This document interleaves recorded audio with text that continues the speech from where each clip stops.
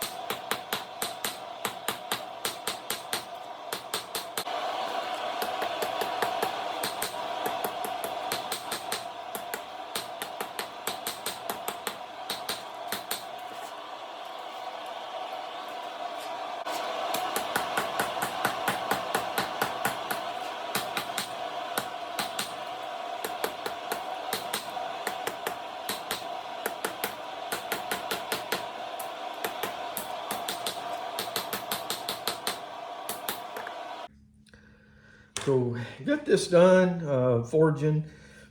I got down pretty thin, just right at about 1/8 of an inch. That's a little thin. So I've got to get this scale off, do some surface grinding. So I think the first thing I'm gonna do is put this in the sandblaster and get all that scale off of it.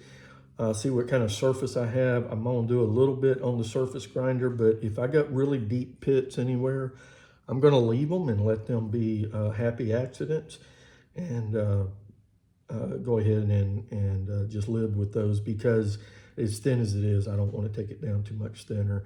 I can see a little bit of pattern in this on the edge. I know you guys can't see that. So there's definitely two types of steel in here. So there is a pattern in there. So let's clean it up and I'll be right back. So put this on, place it the best we can. We're gonna...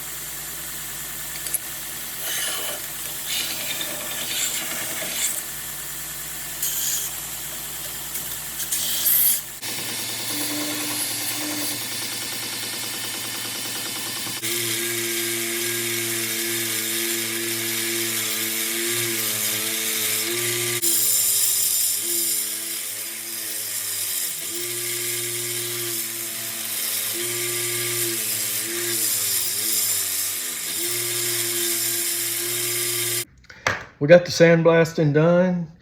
I took it and put it on the wire wheel. You see that in the video. I didn't film the sandblasting because really you can't film that. Off camera, guys, I went ahead and drilled the holes for the handle. Apologize for not turning the camera on. I forgot what I was doing there. But got the holes in there. So we're going to take it over. We're going to bevel it on the grinder.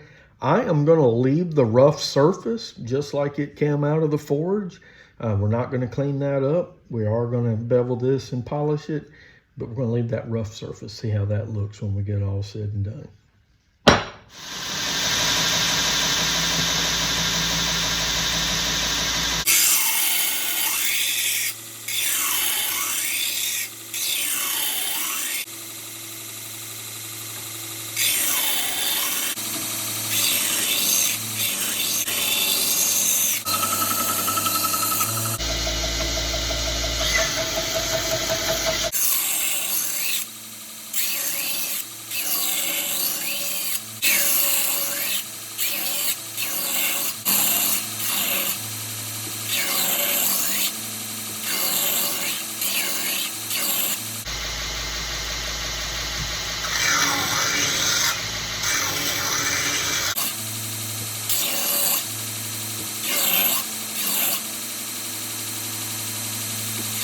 I'm going to get ready to heat treat this. I went a little too far with the hand sanding because I haven't heat treated it yet, but that's by habit. I usually heat treat, then bevel and grind and sand. I did it the other way this time and just went a little too far. So I don't think I messed anything up, but I'm going to put some of this product here on to see if it will help. It's called Condursal Z1100. I've had good success and bad success with it, and I can't really tell you why one was good and one was bad, but it's supposed to help with all the scale that builds up on these, and it's really good for stainless heat treating because you're supposed to put those in foil pouches, and this is supposed to take the place of it. That's where it has not done good for me on stainless. I'd rather use the foil pouches because I know they're going to come out good. With this, it's been hit and miss. If somebody out there can tell me what I'm doing wrong and exactly how to use it, let me know. I've tried applying it with a brush. I tried using a sponge. I have dipped it and let it hang dry. It's supposed to be dry before it goes in. Doesn't seem to matter. It does require stirring, so I'm going to stir it up a little bit here. And on this one, I'm just going to dip it in, and then I'm going to hang it up on above my table here and let it dry over the evening, and then we'll heat treat it tomorrow morning. On one side, let that kind of run off a little bit there. Put this right here. I'm going to dip the other side. Do that. Let it run off and drip dry, and then I'll hang it up and we'll heat treat it here shortly.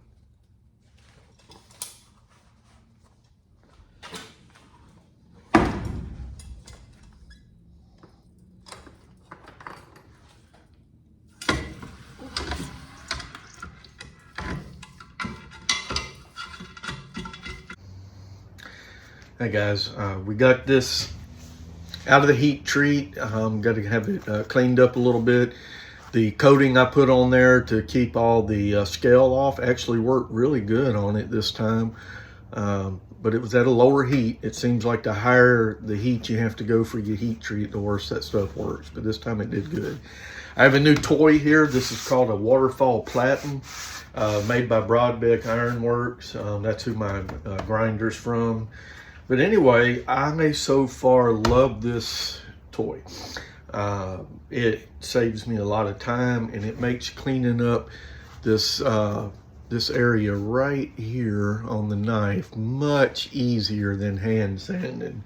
So we have got something fun to work with here. So I'm gonna clean this up a little bit, or we'll put a handle on it.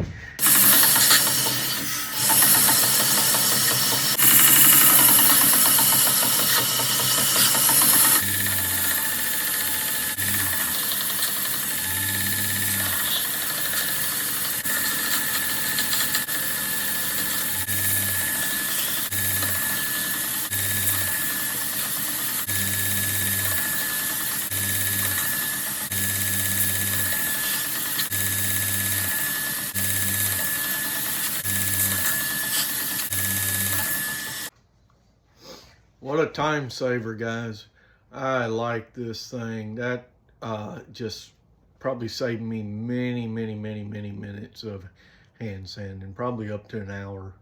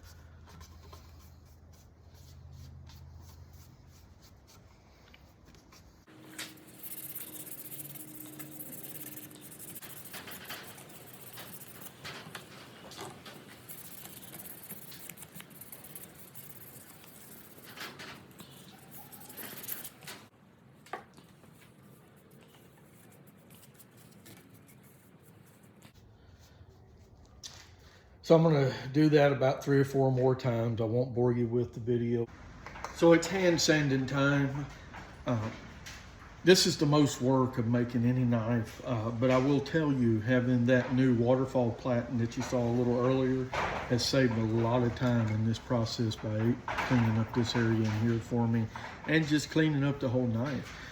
So we're going to start with some 220 grit. I usually start with 125 or 150 in that range, but since I don't have to work quite as hard on this, let's just start with 220. Make sure we don't have any scratches or lines going the wrong way.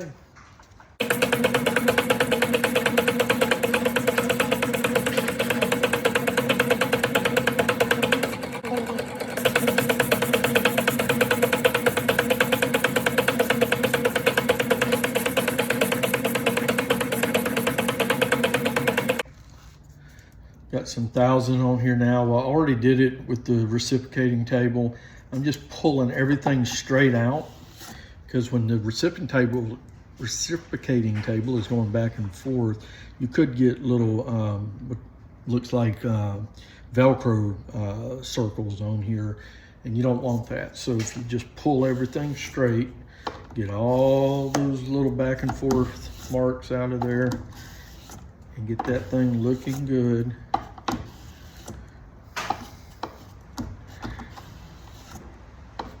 Then we'll put a little tape over that so we don't scratch it up, flip it over, and do the other side.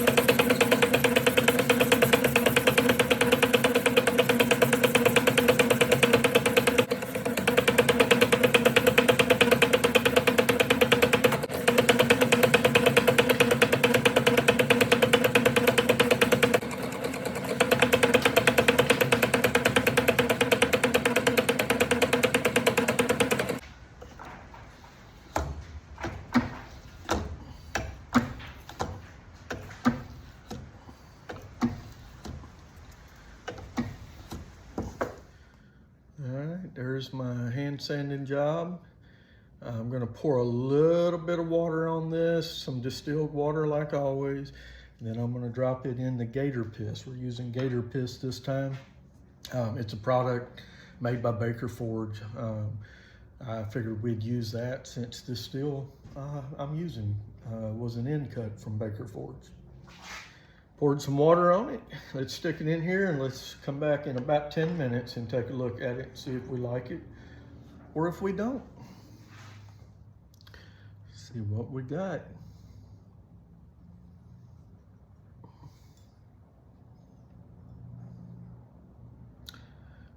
Nice little surprise, huh? I like it.